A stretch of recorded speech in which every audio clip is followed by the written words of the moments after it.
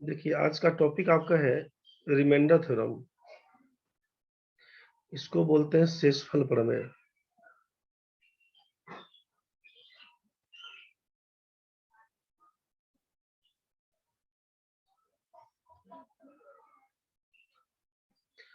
मतलब क्या है इसमें कि अगर a बाई बी लिखा हुआ है ना, a बाई बी, इसका मतलब ये हुआ कि a में b से भाग देना है। इसका मतलब है a में b से भाग देना है, मतलब a में आप b से भाग दीजिएगा। मान लेते हैं ये c बार में कटता है, a के बराबर या a से कुछ कम होना चाहिए। b में क्या गुना करें कि वो a के बराबर या a से कुछ कम होना चाहिए। तो b को c से गुना करते हैं, मान लीजिए bc है जो a से कुछ कम है, घटाइएगा a में से bc को, तो बचता है d। डिवीजन का फॉर्मेट तो यही है। इसका मतलब क्या दिख रहा है ना कि a का मान क्या होना चाहिए। तो a का मान आप बोल रहे हैं कि b को c से गुना करिएगा और d जोड़िएगा तो वो a के बराबर हो जाएगा। आप पहले से जानते हैं कि c को बोलते हैं भागफल, c को बोलते हैं भागफल कोसेंट, a को बोलते हैं हम लोग डिविडेंड मतलब भाज्य, d को बोलते हैं शेषफल, शेष या शेषफल जो बोलिए, ये हमारा रिमाइंडर कहलाता है। जबकि b को बोलते हैं आप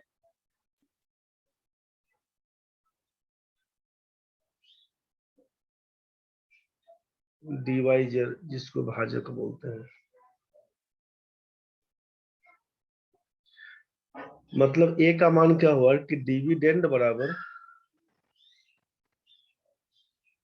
a का मतलब हुआ कि डिविडेंड बराबर b इंटू सी, b का मतलब है डिवाइजर, c का मतलब हुआ कोसेंट, प्लस है रिमाइंडर।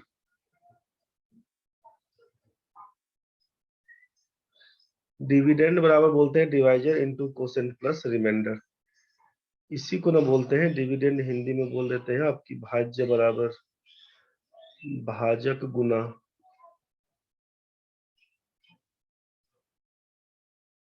भागफल जोड़ शेष। पहले से याद रखे होंगे आप कि डिविडेंड बराबर divisor into quotient plus remainder बोलते हैं। हिंदी में उसी को बोलते हैं भाज्य बराबर भाजक गुना भागफल जोड़ शेष, a बराबर b into C plus D. ठीक है, ये हुआ बेसिक कंसेप्ट कि ऊपर वाली संख्या को हम लोग बोल देते हैं कि वो डिविडेंड है और नीचे वाली संख्या को बोल देते हैं कि वो हमारा डिवाइजर है। a बाई बी जो लिखा हुआ था, इसका मतलब क्या बोलते हैं कि a हमारा क्या है, तो आप बोलते हैं कि डिविडेंड है, और b हमारा क्या है, तो आप बोलते हैं डिवाइजर है, डिवाइजर है। अब जरा सोचिए कि अगर हम आपसे ये बोले,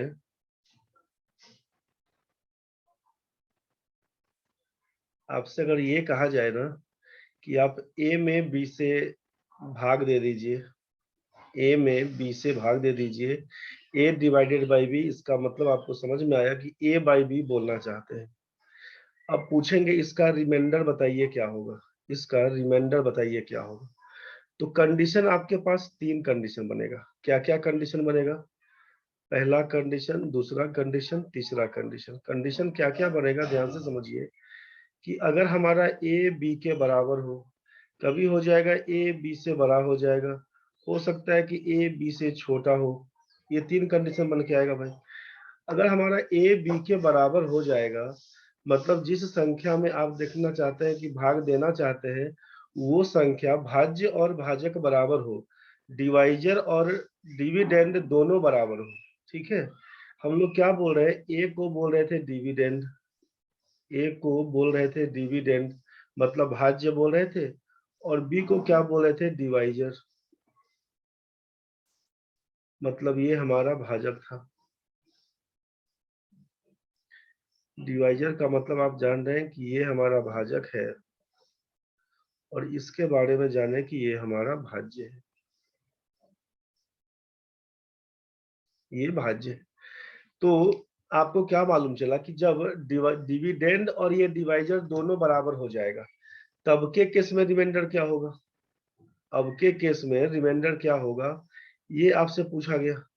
यहाँ पर हम पूछेंगे कि जब ए बड़ा है बी से तो रिमाइंडर क्या होगा, यहाँ पर पूछे कि ए छोटा है बी से तब रिमाइंडर क्या होगा। तीन केस बन रहा है। अब आपको ध्यान से ये समझना है कि जब ए बराबर बी मतलब क्या, कि जब आप सोचिए ऐसा कि अगर हम बोले कि 12 में 12 से भाग दे दीजिए, मतलब यही ना बन के आएगा भाई 12/12। ये सीन रहेगा जब दोनों बराबर। ए बड़ा है बी से मतलब 12 में आप भाग कर दीजिए 7 से, मतलब क्या हुआ इसका कि 12/7, 12/7 बोल के भाग करिएगा। तीसरा ए इज लेस देन बी, मान लीजिए हम आपसे बोल दिए कि 5/7 करिए, इसका मतलब लिखिएगा 5/7। मतलब इस फॉर्म में दिया हुआ है, ये हम यहाँ पे एग्जांपल लिख के दिखा रहे हैं। कंडीशन समझ में आ रहा है कि ए बराबर बी, रिमाइंडर क्या होगा, मतलब 12 से 12 में भाग करिएगा तो 12 में 12 से भाग करिएगा तो क्या होगा, 12 एकम 12 लिखिएगा, ये 12 में से 12 जाएगा तो जीरो, कुछ नहीं बचेगा, रिमाइंडर कुछ नहीं बचेगा। तो आपसे पूछा जाएगा कि जब दोनों आइटम बराबर हो, डिविडेंड और डिवाइजर दोनों बराबर हो, रिमाइंडर क्या होगा, तो बोलेंगे रिमाइंडर हमारा जीरो हो जाएगा। ठीक है। इसमें बोले 12 में 7 से भाग करिए, 12/7, जब आप 12 में 7 से भाग करिएगा तो 7 एकम 7, दोनों के बीच का जो डिफरेंस बन के आया है 5, इसी 5 को रिमाइंडर बताइएगा। तो इस वाले केस में तो रिमाइंडर हमारा कुछ ना कुछ तो आएगा ही, रिमाइंडर कुछ ना कुछ आएगा। तो रिमाइंडर हम क्या लिखेंगे यहाँ पर, इस वाले केस में तो लिख देंगे कि रिमाइंडर हमारा 5 है, लेकिन जब ए और बी का केस बनेगा तो आप बोलेंगे कि रिमाइंडर कुछ ना कुछ आएगा। ठीक है, रिमाइंडर हमारा क्या होगा। तो अब ये भाग देने के बीच में देखिएगा कि 7 का कुछ भी मल्टीपल हो और जो 12 से कम होगा वही ना बोलिएगा। 12 और मतलब जो डिविडेंड है, डिविडेंड और डिवाइजर का मल्टीपल का डिफरेंस ही हमारा रिमाइंडर कहलाता है। रिमाइंडर आप बोलेंगे यहाँ पर कि कुछ ना कुछ आएगा, तो क्या आएगा, तो आप बोलिएगा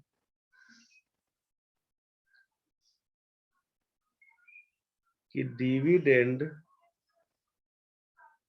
माइनस, अरे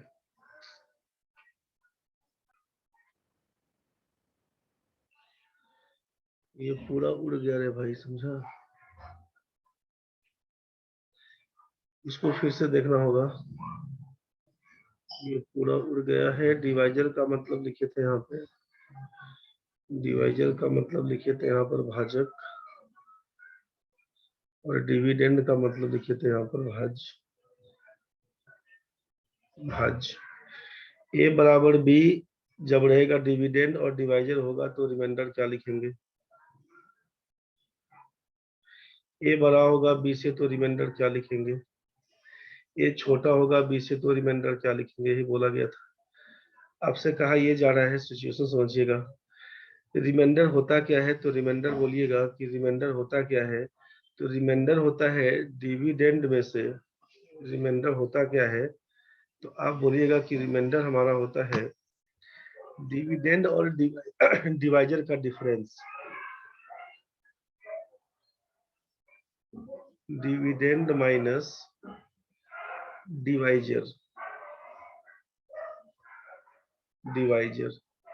ठीक है, तो डिविडेंड माइनस डिवाइजर, तो इसका मतलब क्या है कि डिवाइजर इनटू समथिंग कुछ बोलते हैं ना, आपको जैसे ही मालूम है इसको यहाँ पर साइड में फिर से लिखते हैं एक बार। वो आपका रिकॉर्डिंग में आ चुका है, जो पहले बताए थे ना वो रिकॉर्डिंग में आ चुका है, लेकिन आप उसको रहने दीजिए, आप इसको फिर से समझिए।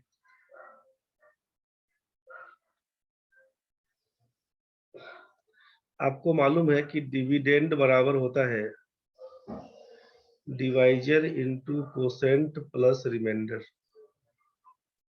ये लिखते हैं ना। तो आप रिमाइंडर बराबर क्या लिखिएगा, रिमाइंडर बराबर पूछा जाएगा तो बोलिएगा dividend minus divisor into quotient. Remainder बराबर यही होता है, ये आपको जानना चाहिए। शेषफल बराबर बोलेंगे भाज्य घटाओ भाजक गुना भागफल। ठीक है, इसका मतलब है कि रिमाइंडर क्या होगा, कोई आपसे पूछेगा रिमाइंडर क्या होगा, तो बोलिएगा जो हमारा डिविडेंड है उसमें से किसको घटाएंगे, तो मल्टीपल ऑफ, क्यूब जो भागफल होता है क्या होता है, डिवाइजर का ही तो मल्टीपल है। तो डिविडेंड माइनस वैसा मल्टीपल खोजना जो डिविडेंड से कम रहे, तो डिविडेंड माइनस क्या करिएगा, मल्टीपल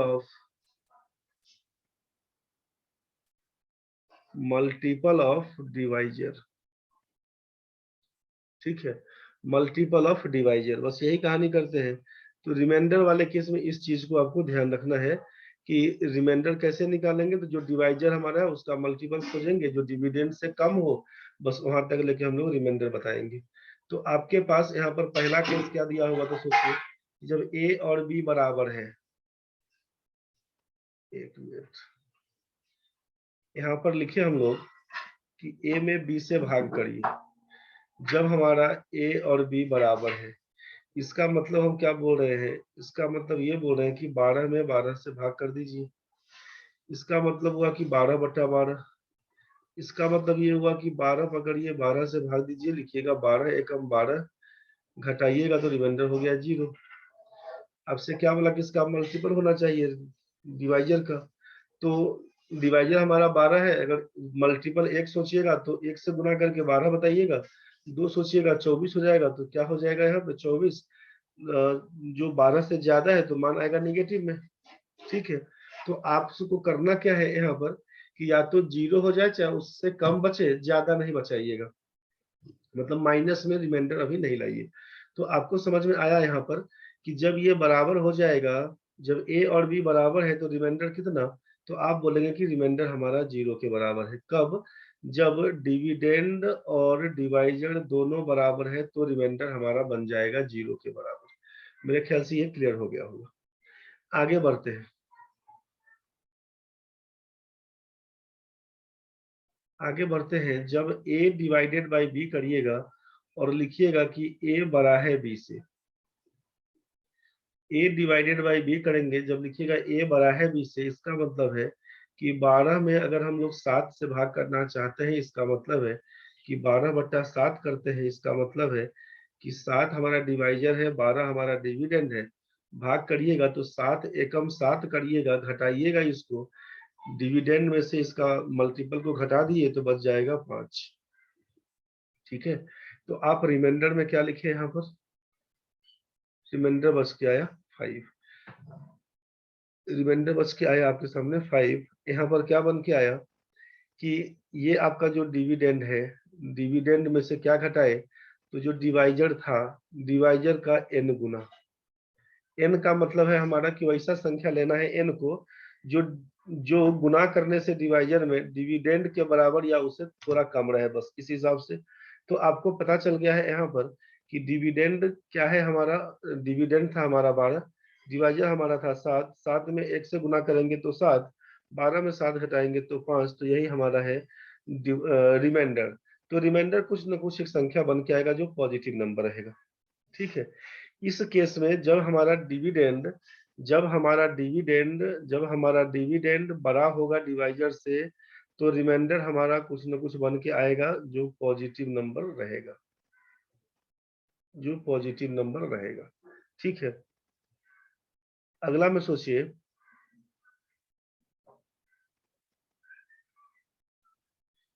अब हम बोल रहे हैं कि a डिवाइडेड बाई b, और यहाँ पर कंडीशन दे रहे हैं कि a छोटा हो b से, a छोटा हो b से।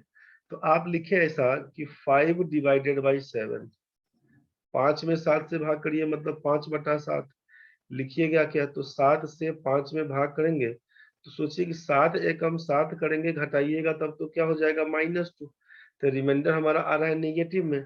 तो हम लोग यहाँ पर इसका यूज नहीं करके क्या कर रहे हैं, अब समझिए, इसका यूज नहीं करके, इसका यूज नहीं करके हम अभी दिखा रहे हैं आपको -2। तो ऐसा कर देते हैं कि 7 से 5 में भाग करते हैं, एक बार में लगाए तब तो पता चला कि माइनस में आ गया, तो हम एक बार में नहीं, अब एक से ज्यादा लगाएंगे तब तो बार बार माइनस में ही आता रहेगा, तो हम एक से कम मतलब जीरो से लगाते हैं। तो 7 में जीरो से गुना करेंगे तो जीरो बन के आएगा, घटा दीजिएगा तो बन के आएगा 5। अब तो ये पॉजिटिव रिमाइंडर बन के आया ना 5। अब क्या बोलिएगा यहाँ पे, यहाँ पे बोलिएगा कि रिमाइंडर हमारा कितना है 5 है। तो रिमाइंडर 5 कब आया कि जब हमारा डिविडेंड छोटा होगा डिवाइजर से। मतलब आपको ध्यान ये रखना है कि if dividend is less than divisor that is if dividend is less than divisor then remainder बराबर क्या लिखिएगा, तो जो हमारा डिविडेंड है वही हमारा रिमाइंडर कहलाएगा, डिविडेंड के बराबर ही रहेगा। शेषफल क्या होगा, तो जो हमारा भाज्य है वही शेषफल कहलाएगा। ठीक है, इसमें कंफ्यूज नहीं होइए। आपसे हम पूछ ले यहाँ पे, एक मिनट,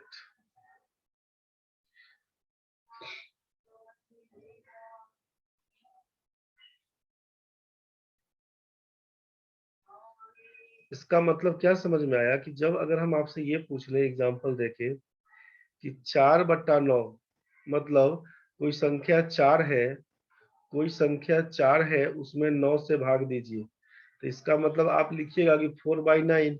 इसका मतलब लिखिएगा कि 4 में भाग देना है 9 से। भाई एक बार में करेंगे तो नेगेटिव आ जाएगा, 0 बार में करना होगा, 0 लिखाएगा तो 4 ही बचेगा, मतलब रिमाइंडर कितना बोलेंगे, रिमाइंडर हमारा 4 है। इसी को ना रिमाइंडर बोलते थे भाई, इसी को रिमाइंडर बोलते थे। तो रिमाइंडर बोलेंगे 4।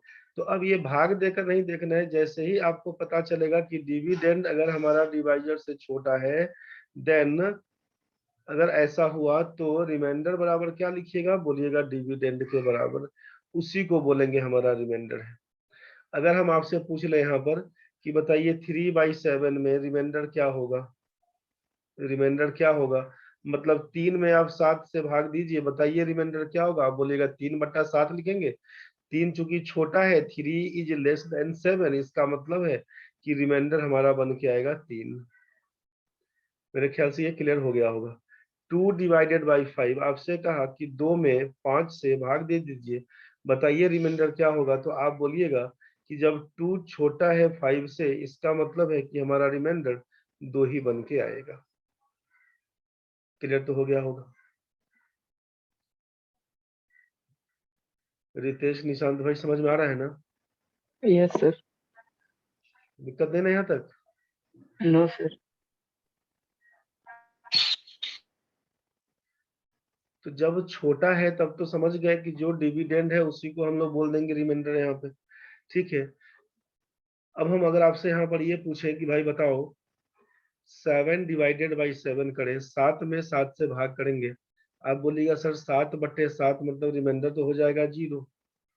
आप बोलिएगा कि 7 में 7 से भाग देंगे, 7 एकम 7 करेंगे, घटाइएगा तो रिमाइंडर हो गया 0।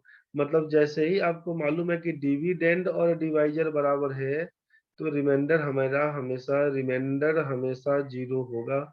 इस बात का ख्याल रखिएगा। आपसे हम पूछ दें कि 9/9 क्या होगा, आप बोलिएगा कि सर ये 9/9 है, रिमाइंडर हमेशा 0 हो जाएगा, क्योंकि डिविडेंड और हमारा डिवाइजर दोनों बराबर है, दोनों बराबर होता है तो रिमाइंडर हो जाता है 0। दिमाग नहीं लगाना है 9/9 करने से, 9 कम 9 करिएगा, घटाइएगा तो ये हो जाएगा 0। तो ये दोनों केस तो क्लियर हो गया है। और जो दूसरा वाला केस था उसको भाग दे के देखना पड़ेगा कि जब हमारा ए बड़ा होगा बी से, इसका मतलब है आपको क्या बोला गया, 17 में हम आपसे पूछ ले कि आप 9 से भाग दीजिए, इसका मतलब है कि 17/9 लिखे। अब आप 9 से भाग करिएगा 17 में, 9 दूना 18 कर दीजिएगा, इसका मतलब 9 एकम 9 करिएगा, तो आप घटाइएगा तो यहाँ से 8 बचेगा, घटाइएगा तो यहाँ से आपके सामने 8 बचेगा। 17 - 9 बराबर 8। तो आप बोल दीजिएगा कि भाई रिमाइंडर कितना है, यहाँ पर 8 है। तो आप यहाँ पर नोट में क्या क्या लिख सकते हैं उस चीज को समझिएगा। नोट में लिखना है कि रिमाइंडर नोट में लिखना है कि remainder is always either a positive number और 0।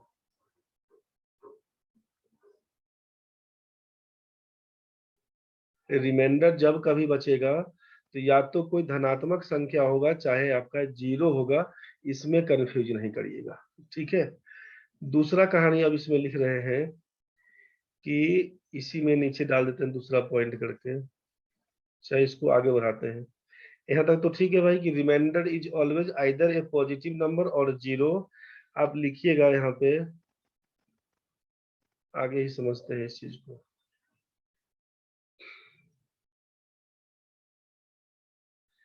आपको समझ में आया कि ये पॉजिटिव नंबर होगा चाहे 0 होगा, यहाँ तक तो समझ में आ चुका है।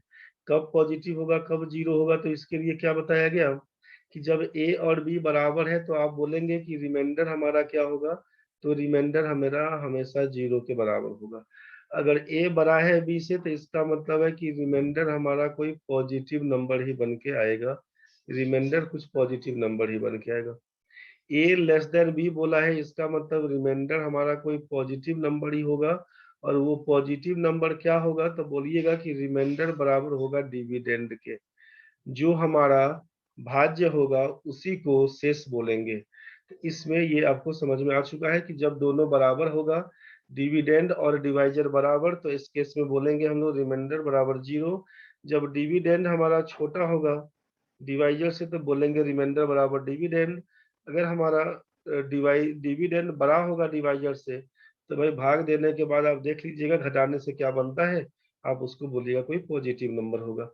तो रिमाइंडर हमेशा आंसर लिखना होगा जिस समय, उस समय आइदर 0 और ये पॉजिटिव नंबर ही बोलिएगा। ठीक है, अब क्या होता है कि अपने सुविधा के अनुसार हम लोग नेगेटिव रिमाइंडर का यूज कर लेते हैं। अपने सुविधा के अनुसार हम लोग नेगेटिव रिमाइंडर का यूज करते हैं, उसके बारे में थोड़ा जान लीजिए। नेगेटिव रिमाइंडर का यूज अपने सुविधा के अनुसार कर लेते हैं।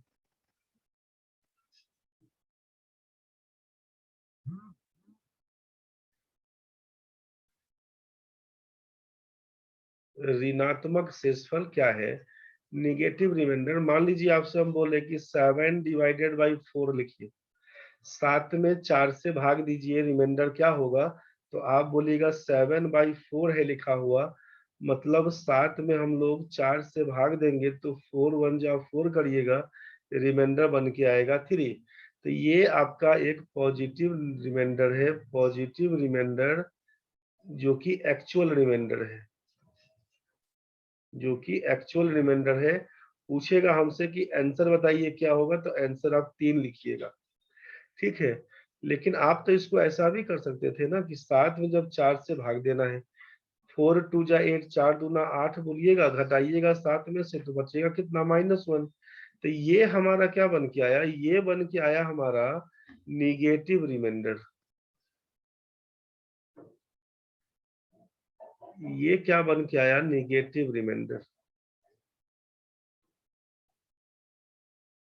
निगेटिव रिमाइंडर कितना, तो बोलेंगे -1, ये तुम्हारा निगेटिव रिमाइंडर है।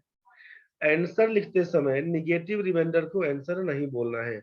ध्यान रखना है कि जब कभी आंसर होगा तो आंसर हमेशा पॉजिटिव रिमाइंडर होता है। अगर हम आपसे पूछ लें, आप अपने सुविधा के अनुसार -1 ले आए, ठीक है, लेकिन जब एक्चुअल रिमाइंडर पूछा जाएगा कि एक्चुअल रिमाइंडर कितना होगा, वास्तविक शेषफल बताइए, तो बोलिएगा कि जो रिमाइंडर आया था ना -1, इसमें क्या करिएगा, अपना जो डिवाइजर है उसको जोड़ लीजिएगा, -1 में 4 जोड़ के क्या बोल दीजिएगा, 3, ऐसा बोलना होगा। या फिर इसी को आप बोल सकते हैं कि और करके कि एक्चुअल रिमाइंडर क्या होगा, तो जो आपका -1 आया तो 4 में से 1 घटा दीजिएगा, इसी को लिखते हैं 4 - 1 बराबर 3। तो एक्चुअल रिमाइंडर आपका 3 ही आएगा। ठीक है, लेकिन सुविधा के लिए आप -1 का भी यूज कर सकते हैं। ध्यान से समझिए क्या बोला गया। आपसे अगर हम पूछ ले यहाँ पे कि आप 12 में भाग करिए 5 से, 12 में भाग करिए 5 से, आप बोलेंगे सर ये 12/5 लिखा हुआ है, मतलब 5 से क्या करेंगे हम लोग, 12 में भाग दे देंगे, 5 दूना 10 करेंगे, बचेगा रिमाइंडर 2। दूसरा केस बोलिएगा कि अगर इसको ऐसा ना करे, 5 लिखे 12 लिखे, 2 बार से नहीं 3 बार लगाते हैं, तो 5 या 15 लगाएंगे तो बचेगा आपके सामने यहाँ पर -3। यही ना कहानी होता है भाई। तो इस 2 को क्या बोलते हैं, इस 2 को बोलते हैं पॉजिटिव रिमाइंडर। और इस -3 को क्या बोलते हैं, तो बोलते हैं इसको हम नेगेटिव रिमाइंडर। इसको क्या बोलते हैं, तो आप बोलते हैं नेगेटिव रिमाइंडर। मेरे ख्याल से ये कुछ क्लियर हो रहा होगा।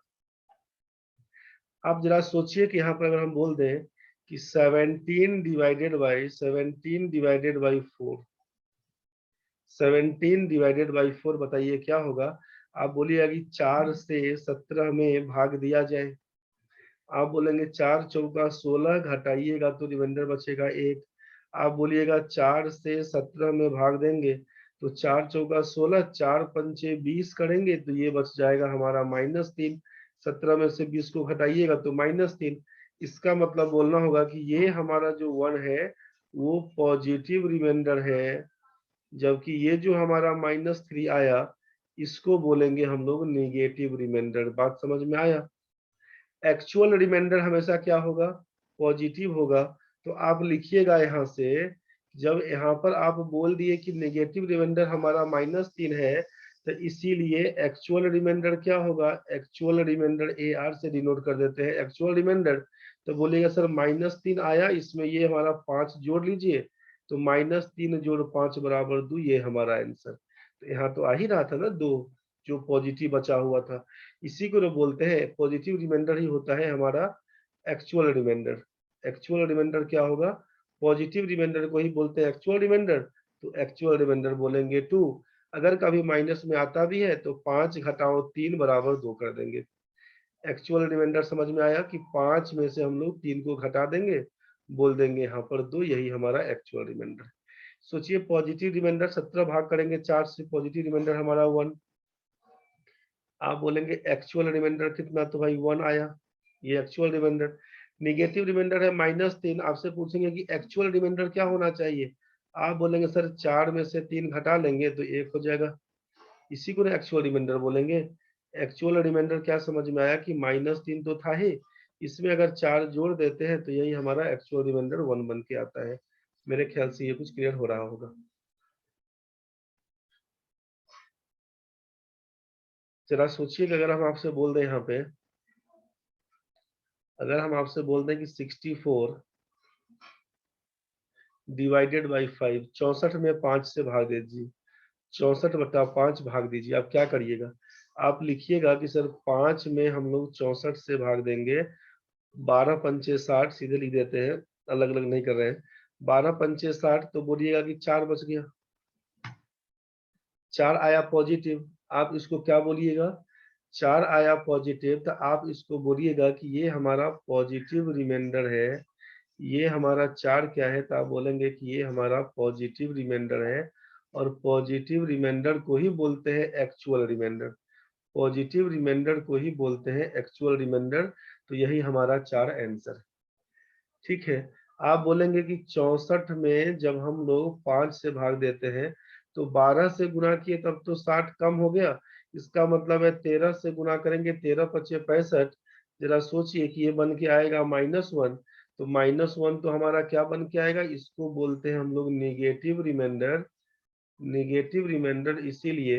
एक्चुअल रिमाइंडर कितना, तो आप बोलेंगे कि -1 में 5 जोड़ देंगे तो ये बन के आएगा 4, यही हमारा एक्चुअल रिमाइंडर था। मतलब जब कभी भी नेगेटिव रिमाइंडर आता है तो उस नेगेटिव रिमाइंडर में डिवाइजर को जोड़ दीजिएगा तो एक्चुअल रिमाइंडर हो जाएगा। आपको समझ में आ गया होगा क्या बोलना चाह रहे थे, नोट करके, कि जब कभी भी निगेटिव रिमाइंडर आता है, निगेटिव रिमाइंडर आता है तो उसे उसे पॉजिटिव रिमाइंडर या एक्चुअल रिमाइंडर, जब कभी भी नेगेटिव रिमाइंडर आता है तो उसे पॉजिटिव रिमाइंडर या एक्चुअल रिमाइंडर में कन्वर्ट करके ही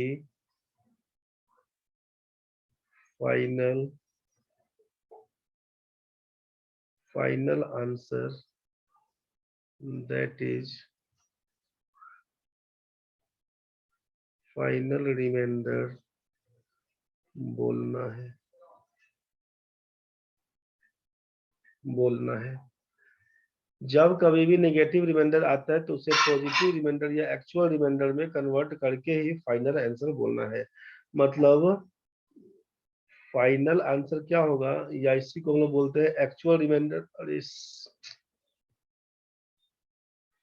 ये फिर सारा प्रोग्राम कैंसिल हो गया आपका, ये पूरा पेज हट जाएगा। इतना तो लिख दिए हैं भाई, समझ गया ना। यहाँ पर लिख देंगे, अब इस पेज को हम छोड़ भी देते हैं। यहाँ पर लिखेंगे कि फाइनल रिमाइंडर बराबर चाहे एक्चुअल रिमाइंडर बराबर निगेटिव रिमाइंडर जोड़ डिवाइजर कर देंगे। ठीक है, ये पेज हट जाएगा। अभी फिर से वापस आते हैं। देखो अब वो कट गया है तो यहाँ से उड़ गया, कोई बात नहीं, हटाओ। जो नोट लिख रहे थे ना, वहीं पर बोल रहे थे कि नोट वाला ही केस में उसके नीचे जो जहाँ से कटा है लिखना चाह रहे थे, उसी के नीचे चढ़ा लीजिएगा, अपना लिख लीजिएगा कि एक्चुअल रिमाइंडर निकालने के लिए क्या करेंगे, जो हमारा नेगेटिव रिमाइंडर होगा, नेगेटिव रिमाइंडर उसको लिख लीजिएगा और उसमें जोड़ दीजिएगा किसको, डिवाइजर को। उसमें जोड़ दीजिएगा डिवाइजर को, यही आपका एक्चुअल रिमाइंडर बना देगा, यही आपका एक्चुअल रिमाइंडर बना देगा। ठीक है, यहाँ पर हम और ये लिखना चाह रहे थे कि negative remainder can be used as our convenience.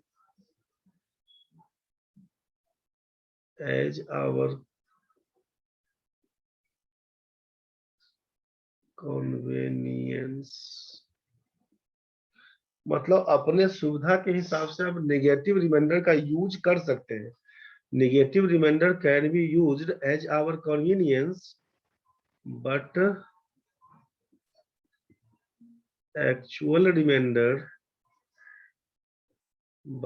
actual remainder is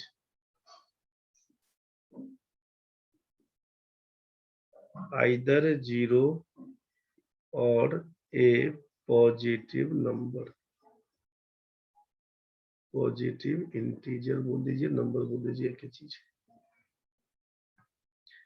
ठीक है, negative remainder can be used as our convenience, सुविधा के लिए आप नेगेटिव रिमाइंडर का यूज करिए, but actual remainder is always, इसमें ऑलवेज हम जोड़ देते हैं कि कंफ्यूज नहीं कीजिएगा, इज ऑलवेज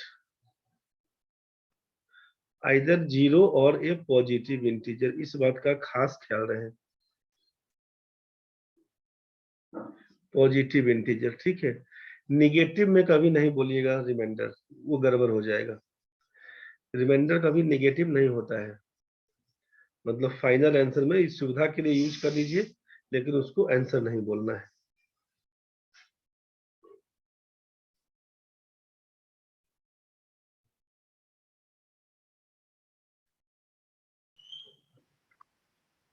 चलिए, तो आज का क्लास यहीं पे खत्म कर लेते हैं, नेक्स्ट कल हम लोग पढ़ते हैं। फिर आज यहीं तक क्लास कर लेते हैं।